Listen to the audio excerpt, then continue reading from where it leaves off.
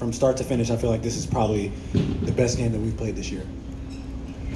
De'Aaron, Chris Biederman, Sacramento Bee, obviously you just mentioned it being the best game you played all year. I mean, bench points, points in the paint, possession game, all that stuff, you guys beat them basically in every facet. How much of a focus were the little things coming into this, and how important were they? It was huge, especially when you're playing on the road. Those are the things that you really want to be able to win. Obviously, we can't expect Steph to miss three free throws and Jordan to miss 2 free throws. I mean, those are two of the best free throw shooters in the league. But I think that the only critique that I really have about our game is my turnovers tonight, and then them shooting 35 free throws. Other than that, I feel like we basically played a perfect game. Holding them to 31% from 3. Obviously, Steph still shoots over 40, but I don't know how often you can really keep him under that. But other than that, I feel like limiting other guys, we did a good job at that tonight.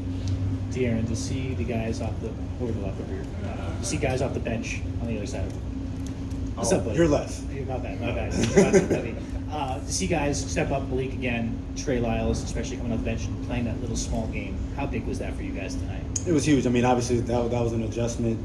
Just trying to spread them out. Get Kevon and then Draymond, who roams a lot. Try to get them out of the paint. And just attack the paint. And like you said, Mike said it before.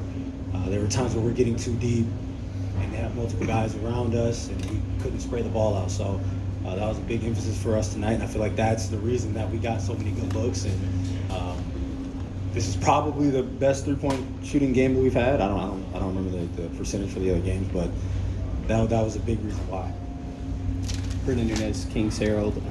How have you seen Keegan grow throughout the course of this series? Playing all but 3 minutes tonight, and what does that say about? What does that say about his future in this league?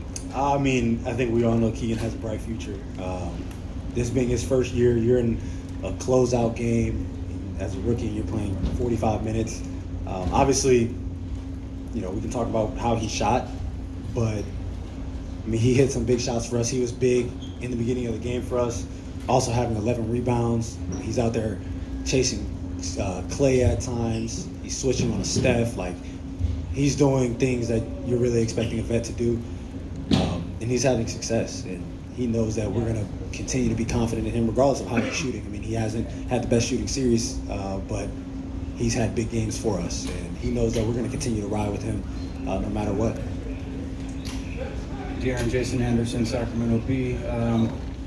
The two things. Number one, how did the finger feel tonight? Any better, any worse? And then secondly, I'm curious just what you guys are kind of learning about yourselves through this run to come in here and show some resilience and get a big win like this.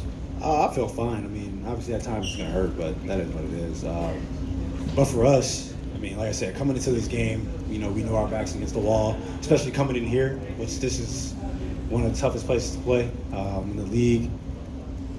We knew that we had to do the little things. Like I said, I've said it before, this is a make or miss league. At times you're just not going to make shots. Even in the series, I feel like we haven't shot the ball well, but we did all the little things that we felt like we needed to do to put ourselves in position to win this game, and we got quality looks and we made it. So I feel like that was really the name of the game. We had 18 offensive rebounds. You're going to have a great chance to win. Even if you're not shooting the ball well, you're going to have a great chance to win if you're getting 18 extra shots. Not to mention the 10 steals, there are 20 turnovers. Like Mike said, we talk about the possession game. That's huge. 20 turnovers and we almost had 20 offensive rebounds. We definitely put ourselves in position to win this game. De'Aaron, building off of what you just said about playing in Chase Center, the 19-point loss is the biggest loss the Warriors have had in this building this year, just their 9th loss this year. Do those numbers mean anything to you, number one, and what do they say just about the resiliency of this team on the road? Definitely. Like I said, just the little things that we did tonight. We shot 38% from 3. We've shot better. We made 17 threes. We've made more. We only shot 40% from the field. We've done a lot better than that in the past, but like I said, just what we were able to do as far as the effort game was big for us. And you going into another team's building, regardless of who you're playing against, and you have 20 offensive rebounds and force 20 turnovers, you'll be able to beat anybody. And with the fact that we were able to make shots tonight, we had a great chance. We had a great opportunity in that. De'Aaron, Tony Harvey, NBC Sports Radio. So this game, final game, shifts back to G1C on Sunday. What are you going to expect, from the fans? You know how crazy it is in that building. What do you expect from the fans in that final game? It's going to be rocking. We've had loud games this year.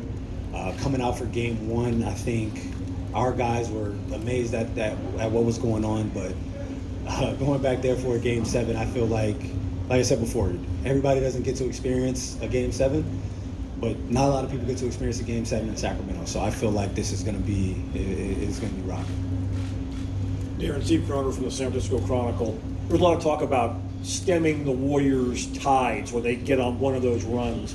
I thought, in particular, there was an instance about midway through the fourth quarter. Steph hit one of his kind of typical, how can he hit that three?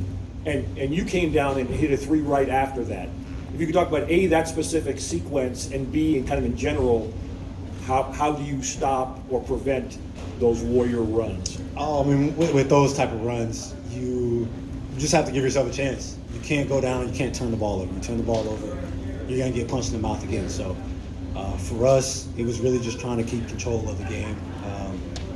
With that, I was open. That's all it was. I was open. You have to take the shot. Mike always says, if you don't take the first open shot of that possession, then you're probably not going to get one. So for us, it's really just shooting the ball when we're open. I mean, that's all that is. If they're about to go on a run, you can't shoot yourself in the foot. You can't take a bad shot. You can't turn the ball over. And I mean, that's pretty much how it is. You stop a lot of their runs by doing what you do offensively.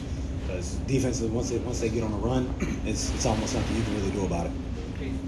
De'Aaron, Malik mentioned that he thought he got a sense that maybe they had tired legs a little bit. This is only one day between games. It's going to be the same thing on Sunday. Did you get that sense either from them or from you guys? Did you feel heavy legs too? And do you think that'll be a factor Sunday as well? I mean, just a little. I mean, once you see Steph miss a few free throws, and you're like, maybe there's something. Then you see Jordan miss a few free throws, like maybe there's something. So for us, it was just continue to do what we were doing, continue to try to push the pace, try to make them go a little bit deeper into their bench if they have to.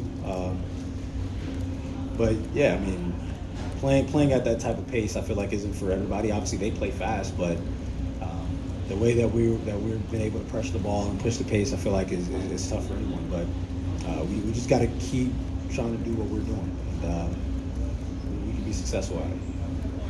From the outside looking in, it was a little surprised that you guys reconfigured your rotation so much. But did it surprise you at all when you guys went as small as you did, and what did that do? It seemed to kind of spread the court. No, usually whenever we're going to do something different, they kind of let me know before the game, so I knew what was coming.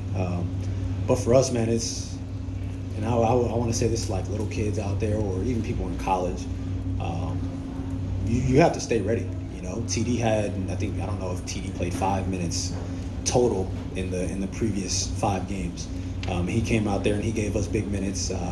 He's chasing Steph around, trying to be physical. Obviously, he was out there fouling, but that's all right. He stayed ready for us, and that's a big part of being a professional. You might not play for 40 games, and when you get your time, you have to go out there and seize that opportunity. So he stayed ready for us. Obviously, we've played Trey at the 5 a few times this year, and it's been successful. So that's something that's worked for us in the past. Scott Marsh, Sacktown Sports. De'Aaron, you know Malik as well, if not better than anybody else. Talk about his mindset, his ability to take over and live in the big stage late in games. Yeah, I mean, he's been a big-time scorer his entire life. I feel like, if you've known him since high school, you've known what he can do. If you watched him in college, you saw what he did for us. He's always ready to take over a game, and obviously everybody's not going to have a big game every single game, but you always know that there's a chance that Malik can pop off for one. And he's been big for us in this series so far. And I'm looking forward to having a game 7 and having him come off the bench for us.